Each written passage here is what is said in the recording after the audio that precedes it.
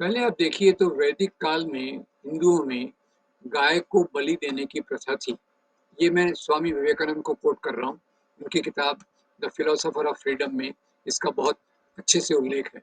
फिर आप देखिए कि जहाँ तक मांसाहार का सवाल है, वो केवल मुसलमान ही मांसाहारी हैं, ऐसी बात नहीं है। भारत में अगर आप देखें तो 70 से 80% लोग मांसाहारी हैं, हिंदुओं को मिला के। दक्षिण भारत में, पूर्वी भारत में ज़्यादातर हिंदू मांसाहारी हैं। तो दूसरी बात ये है कि मुसलमानों में जो ईद के समय पे कुर्बानी देने की प्रथा है, उसके कारण इसको एक-एक मुद्दे को उठाया जाता है। और क्योंकि मुसलमान अभी सांप्रदायिक राजनीति के निशाने पे हैं, तो कई बार नमाज का मुद्दा, कई बार हिजाब का मुद्दा और अभी ये कुर्बानी के मुद्दे को सामने लाया जा रहा है। मैं एक बात शकील आपको दूसरे धरातल पे कहना चाहता हूँ कि हमारे पर्यावरण की रक्षा के लिए हमें शाकाहार की तरफ जाना चाहिए, क्योंकि मांसाहार से हमारे पर्यावरण में जो नुकसान होता है वो बहुत भारी है। उसको हम कैलकुलेट करके देख लें, वो मैं एक सैद्धांतिक तौर पे मानता हूँ, पर वो बात केवल मुसलमानों पे लागू नहीं होती, वो सब पे लागू होना चाहिए। आप शाकाहार का प्रमोशन करना चाहते हैं, वेगनिज्म यानी हम दूध भी नहीं पिएंगे, उसका प्रमोशन करना चाहते हैं, मैं उसके समर्थन पे हूँ। पर इसके लिए किसी एक कम्युनिटी को टारगेट करना, वो सांप्रदायिकता है। और मुसलमानों में जो एक रिवाज है, एक ईद के समय बलि देने का, वो उसके भी बारे में पुनर्विचार होना चाहिए कि क्या ये उचित है या नहीं है। और अभी ये मामला क्यों उठाया जा रहा है, इसकी मैं तीसरी बात बताता हूँ। अब ये तो यहाँ सदियों से चला आ रहा है, आज़ादी के बाद 70 साल हो गए ये चला आ रहा है। ये अभी-अभी क्यों उठने लग गया है? कि अभी-अभी ये सांप्रदायिक राजनीति नए-नए मुद्दों की तलाश कर रही है, जिससे मुसलमानों को टारगेट किया जाए, ठीक है?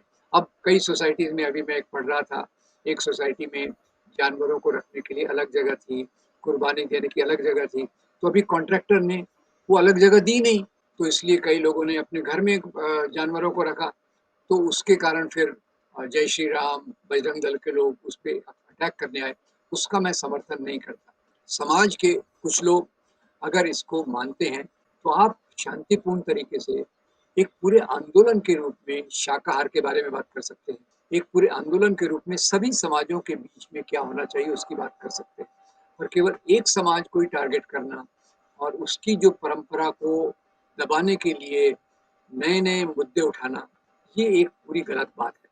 तो अभी जो इस साल ख़ास तौर से देखने में आया है और वो कुर्बानी पे जिस प्रकार से आक्षेप किया जा रहा है, उसमें कई बार नैतिक आधार को भी लेते हैं। नैतिकता का तो कोई आधार नहीं है, क्योंकि मांसाहार तो सभी लोग करते हैं। और जैसे मैंने बताया कि हिंदू धर्म में भी बलि की प्रथा थी, जानवरों की बलि की प्रथा थी। अभी उसको बदल के एक अलग रूप में दिया गया। आपको मैं याद दिला दूँ, नेपाल के राजा एक बार यहाँ आए थे, तो उन्होंने आसाम के एक मंदिर में जाके वहाँ भैंस की बलि दी थी। तो सवाल ये है कि ये मुद्दा एक अलग धरातल पे लेना चाहिए, पर्यावरण के हिसाब से लेना चाहिए और किसी एक धर्म के लोगों को टारगेट करना बिल्कुल गलत है। और उसमें कि भई ये निर्ममता से करते हैं। अब भई आज भारत में 70-80% लोग मांसाहारी हैं। अब तो निर्ममता केवल मुसलमान थोड़ी कर रहे हैं, सभी लोग खा रहे हैं ये। तो आप बात कीजिए, एक आंदोलन चलाइए, शांतिप्रिय आंदोलन चलाइए और जो लोग हैं उनके उनके खाने-पीने का सही सही आहार का आप उसके लिए प्रोविज़न कीजिए, उसको प्रावधान कीजिए कि सभी लोगों को सही आहार भी मिले। तो उसके लिए मैं समर्थन में हूँ। मैं शाकाहार के भी समर्थन में हो गया हूँ, क्योंकि मैंने ये रियलाइज़ किया है कि मांसाहार के कारण हमारे पर्यावरण की दूषण होना वो ज़्यादा बढ़ जाता है और अगर हम शाकाहार की तरफ चले तो हमारा पर्यावरण का दूषित होना कम हो जाएगा। और शकील ये हमको पहचानना चाहिए कि अभी पर्यावरण पे खतरा ये अगला सबसे बड़ा खतरा है। अगला नहीं, ये ऑलरेडी एक बड़े खतरे के रूप में दुनिया में चल रहा है। पर उसमें ये सब लोगों पे लागू होता है, सभी धर्मों के लोगों पे लागू होता है। और आपको ये बता दूँ कि भारत अभी और तो और बीफ के एक्सपोर्ट में दुनिया में नंबर 1 है और कई बीफ की जो कंपनियां हैं, कई बीफ की कंपनियां चलाने वाले ये हिंदू लोग हैं। तो ये सवाल शकील जो आपने उठाया है ये बहुत महत्वपूर्ण है और इसको एक धर्म के नज़रिए से न देखकर अगर मानवता के तरीके से देखें तो उचित होगा। मैंने भी आसपास में कई मुसलमानों को इस दिन बहुत बड़ा पैसा खर्चा करके, बकरे खरीद के उनको कुर्बानी देते हुए देखा है, सुना है। पर सवाल ये है कि क्या इस प्रकार के धार्मिक त्योहार ज़रूरी हैं? कई धार्मिक त्योहारों में बदल लाने में कोई हर्ज नहीं है, पर ये भी है कि उनकी भावनाओं को हम दुखा नहीं सकते। उनको एक मानसिक रूप से, नैतिक रूप से तैयार करके हम ये काम कर सकते हैं।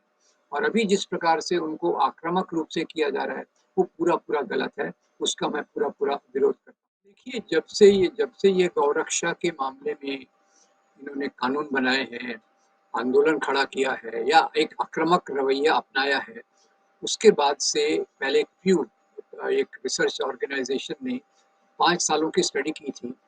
उसमें 100 लोगों की लिंचिंग की थी। आपको याद होगा अखलाक के केस से चालू होकर अखलाक, रकबर खान, जुनैद और अभी ये नासिक का आप जो किस्सा बता रहे हैं, इसके पहले हरियाणा में भी एक केस हुआ था, जिसमें बजरंग दल के लोगों ने 2 मुसलमानों को मार डाला था। तो ये एक फिर से सांप्रदायिक राजनीति का एक तरीका है। अभी जैसे मैंने आपको बताया, बीफ के निर्यात में जो कंपनियां हैं, उसमें बहुत हिंदू भी हैं, जैन भी हैं। और दूसरी बात आप जो बहुत महत्वपूर्ण कह रहे थे कि जब से ये कानून लागू हुए हैं, गाय अभी सड़कों पे ज़्यादा घूमती है, प्लास्टिक ज़्यादा खा के मरती है। और तो और भारतीय जनता पार्टी के जब राजस्थान में इनका शासन था, तो राजस्थान के शासन में हिंगोनिया की गौशाला में सैकड़ों गाय भूख से, बीमारी से मर गई। तो ये गाय का कोई इज्जत नहीं करते।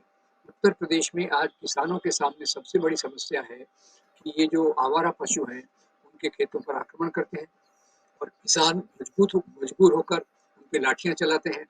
और जो हमारा जो पहले एक बिज़नेस साइकिल था, बायोलॉजिकल साइकिल था, जो व्यापार का तरीका था, किसान जिस प्रकार से गाय को लेके चलता था और बाद में उसका जो होता था, वो एक तरीका था, वो अभी डिस्टर्ब हो गया है। तो उसमें 2 चीज़ें उभरी हैं। एक तो धर्म के नाम पर मुसलमानों को टारगेट करना, लिंचिंग करना, ये बहुत एक हमारे लिए बहुत एक शर्म की बात है कि हम अपने आप को लोकतंत्र कहते हैं और बेगुनाह लोग जो कुछ भी ट्रांसपोर्ट कर रहे होते हैं, उसको बेरहमी से मार देते हैं। और मारने वालों को जो बजरंग दल के कार्यकर्ता हैं या इसी प्रकार के ग्रुप हैं, उनको सरकारी संरक्षण मिल जाता है। क्योंकि जो बारह मुहावरा मैं दोहराता हूँ, सैयां भये कोतवाल तो डर काहे का। इन लोगों को पता है कि हमको अरेस्ट भी किया जाएगा, सरकार तो अपनी है, तो हम कुछ भी कर सकते हैं। हरियाणा में यही हुआ, महाराष्ट्र के नासिक में यही हुआ और पूरे देश में इस प्रकार का एक वातावरण खड़ा किया गया है। हमको इसका विरोध करना चाहिए और गांधी के रास्ते पे आना चाहिए। गांधी ने क्या कहा कि भाई मैं गाय की सेवा करना चाहता हूँ, गाय मेरे लिए पवित्र है, पर मैं ये नहीं चाहूंगा कि सरकार इसके लिए कानून बनाए। ये लोगों को स्वेच्छा से, अपील से, उनको अपील करके आप इस बात को कीजिए, एक दूसरे की भावनाओं का आदर कीजिए, वो एक रास्ता है। इसको कानून बना के जो लाद दिया गया है, जिसके कारण सांप्रदायिक ताकतों के बजरंग दल टाइप ग्रुप्स सड़कों पर इस प्रकार के हिंसा, आतंक फैलाते हैं, उसकी पूरी निंदा होनी चाहिए। और ज़रूरत इस बात की है कि कानून के बदले हम नैतिकता के रास्ते पर एक दूसरे की भावनाओं के आदर के आधार पे इस समस्या को हल करें। और जो आज गाय का अपमान हो रहा है, सड़कों पे घूम रही है, प्लास्टिक खा रही है, खेतों पे आक्रमण कर रही है, उसके बारे में भी सोचने की जरूरत है। लोग उसके बारे में सोच नहीं रहे, केवल एक ही एंगल है, मुसलमान बीफ लेके जा रहा है, मटन लेके जा रहा है, उसको पकड़ो, या तो पैसा वसूली करो या उसको खत्म कर दो। ये आज की सांप्रदायिक राजनीति का सबसे घिनौना, गंदा और निंदनीय तरीका है। एक तरफ बुलडोजर, दूसरी तरफ गाय के नाम पे हत्याएं, यहाँ की सांप्रदायिक राजनीति के दो बहुत खतरनाक चेहरे हैं।